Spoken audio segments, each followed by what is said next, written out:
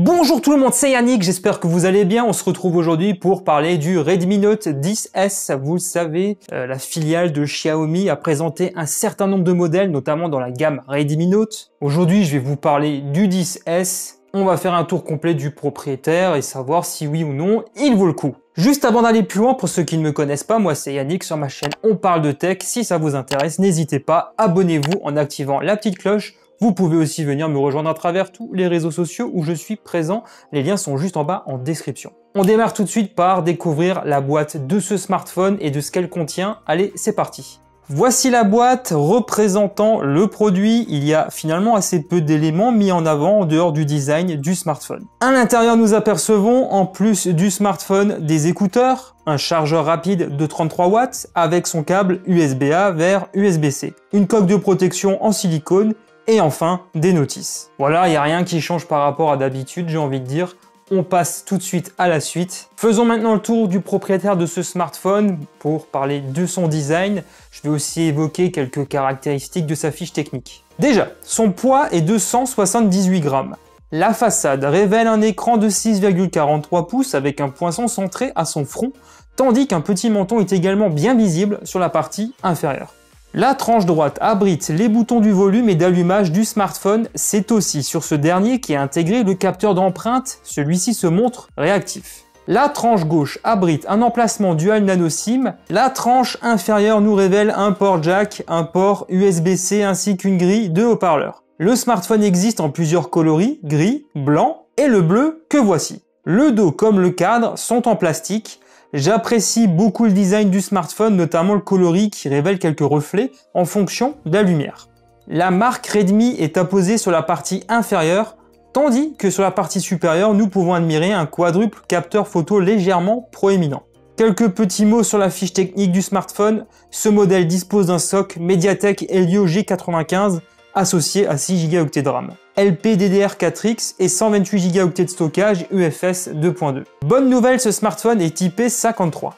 Il est équipé d'une batterie de 5000 mAh, compatible avec une charge rapide de 33 watts. Je reviendrai bien évidemment sur les autres aspects de la fiche technique tout au long des prochains chapitres. En commençant par l'écran de 6,43 pouces AMOLED, il affiche 2400 par 1080 pixels. Xiaomi propose une dalle solide d'une luminosité de 700 nits, pouvant atteindre un pic à 1100 nits. Le constructeur propose un mode soleil pour optimiser l'affichage lorsque les conditions lumineuses deviennent pénibles. L'écran se cantonne ici à du 60 Hz uniquement, ce que certains regretteront peut-être. Le Redmi Note 10 Pro propose du 120 Hz en comparaison. La colorimétrie est parfaitement ajustable dans les paramètres en fonction de ses envies, des couleurs neutres ou saturées, c'est vous qui choisissez. Dans tous les cas, que ce soit pour jouer ou visionner du contenu en streaming, on y passe un bon moment. Je trouve que cet écran est plus que correct, même si il est vrai que Xiaomi propose un peu mieux dans cette même gamme de smartphones d'ailleurs. Ici, c'est MIUI dans la version 12.5 qui est aux commandes de l'appareil. Vous le savez peut-être, j'ai testé pas mal de smartphones de la marque ces derniers temps, et au final, je trouve que l'expérience est très bonne,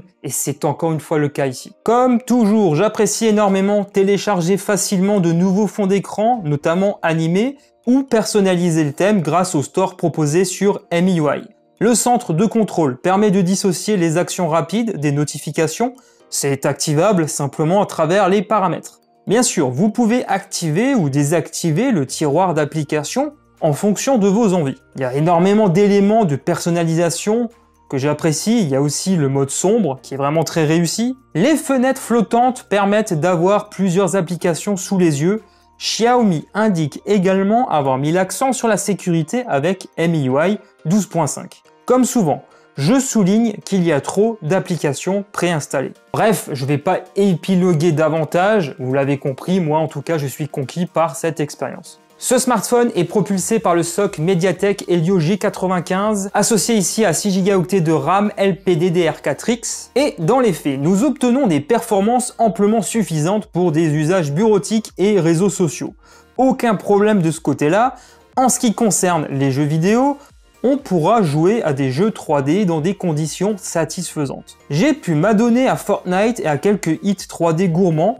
Le tout est resté fluide, ça c'est donc plutôt cool. On ressent une petite chauffe lors de longues sessions de jeu, mais rien de gênant à signaler de ce côté-là, de ce que j'ai pu mesurer. Pour les plus curieux, comme d'habitude, je vous laisse découvrir les résultats obtenus lors des benchmarks, rien de folichon forcément. C'est une bonne expérience au final pour un smartphone de cette gamme. Causons maintenant un petit peu photo, comme je l'ai dit avant, nous avons un module équipé de 4 capteurs. Que vaut-il exactement? Je vais vous le dire. Intéressons-nous aux capteurs dorsaux dans un premier temps. Le premier capture des clichés de 64 mégapixels en grand angle. Le second est un ultra grand angle de 8 mégapixels. Le troisième diminue encore un peu et passe à 2 mégapixels pour les photos macro. Et le quatrième, toujours de 2 mégapixels, servira à la profondeur de champ. Le capteur photo frontal, pour finir, est lui de 13 mégapixels. Parlons des photos obtenues avec le capteur principal de 64 mégapixels. Il y a un traitement d'image pixel binding qui utilise 4 pixels pour n'en former qu'un, et donc on se retrouve avec des photos de 16 mégapixels. Un mode 64 mégapixels est bien entendu proposé pour se passer de ce traitement. Les clichés capturés en plein jour sont très corrects, à titre perso, je trouve la colorimétrie un peu terne. Le piqué est bon quand les meilleures conditions sont réunies. L'ultra grand angle reste exploitable, encore que je trouve le niveau de détail moins satisfaisant. Mais il a le mérite d'être là et se montre déjà plus utile que le capteur macro. Oui, là vous observez la qualité de ce dernier, c'est pas très réjouissant, sa présence n'est vraiment pas indispensable. Que vaut le mode portrait? Jugez par vous-même. Comme j'ai l'habitude de le dire, je ne suis pas le sujet le plus compliqué. Passons aux photos de nuit. Le capteur photo principal perd beaucoup en précision forcément et ne se montre pas vraiment convaincant. Le mode nuit va permettre de récupérer du détail, de la couleur, on remarque un gros effet de lissage du bruit, mais je reste assez sceptique et finalement peu convaincu. Parlons des photos capturées à l'avant. Pas de miracle, quelques soucis d'exposition, mais sinon ça reste correct. Je vous laisse apprécier le résultat du mode portrait. Passons maintenant à la vidéo avec une démonstration. Alors avec ce smartphone, on peut filmer jusqu'en 4K à 30 images par seconde. Alors déjà, ce que je peux vous dire là, c'est qu'on n'a pas de stabilisation quand on est en 4K. Ça, c'est un petit peu dommage. Et d'ailleurs, en 1080p à 60 images par seconde non plus, on n'a pas de stabilisation. Donc ça, c'est vraiment un truc un peu embêtant, on va dire. Surtout que là, on en aurait besoin. Et là, vous pouvez apprécier la qualité avec le capteur frontal. Ça reste assez correct, je trouve, dans l'ensemble, mis à part quelques petits soucis au niveau de l'exposition.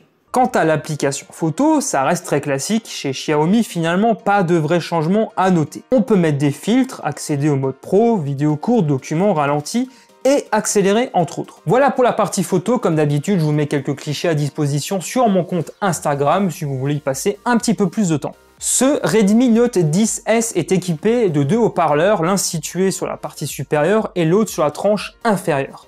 On a donc une expérience stéréo qui, je trouve, est plus que correcte pour un smartphone de cette gamme. Le smartphone saura se faire entendre.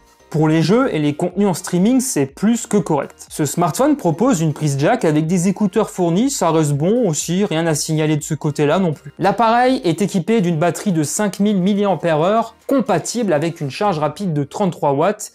Alors, comment est-ce qu'il se comporte exactement? On arrivera à tenir une bonne grosse journée sans aucun problème, même en visionnant du contenu en streaming, en jouant à quelques jeux 3D, à condition de ne pas passer sa journée à ça, bien sûr. Tenir une journée et demie, voire 2 jours, ne sera pas mission impossible, à condition de sacrifier un peu de son temps sur les jeux et les applications gourmandes en ressources. L'autonomie est un point fort de cet appareil, la charge rapide va permettre une recharge complète en 1h15 environ. Bref, chez Xiaomi, les batteries de 5000 mAh, c'est devenu une chose assez banale au final. On retrouve donc grosso modo la même autonomie sur beaucoup d'appareils de la marque. Au final, qu'est-ce que je pense exactement de ce Redmi Note 10S? Alors ce smartphone est proposé à moins de 200 € dans sa version avec 64 Go de stockage. Je trouve que c'est un smartphone relativement équilibré au vu de ce qui est proposé. Certes, il y a peut-être un petit détail qui lui fera défaut dans les mois et années à venir, c'est la 5G, puisque ce smartphone n'est tout simplement pas compatible.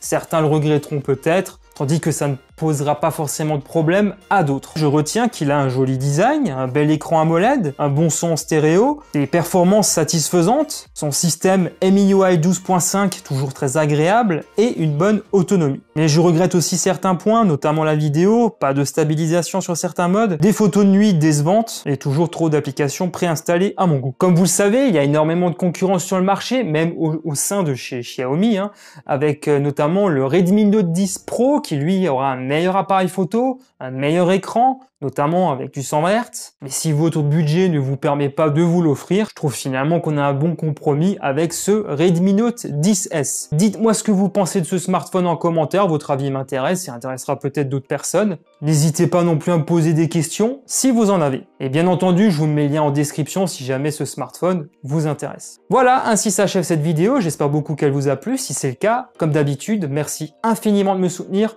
en lâchant un gros pouce en l'air et en vous abonnant si ce n'est pas encore fait. Vous pouvez aussi venir me rejoindre à travers tous les réseaux sociaux où je suis présent, les liens sont en description. Pour ma part, je vous retrouve très bientôt pour de nouvelles vidéos. D'ici là, prenez soin de vous, portez-vous bien. Ciao tout le monde.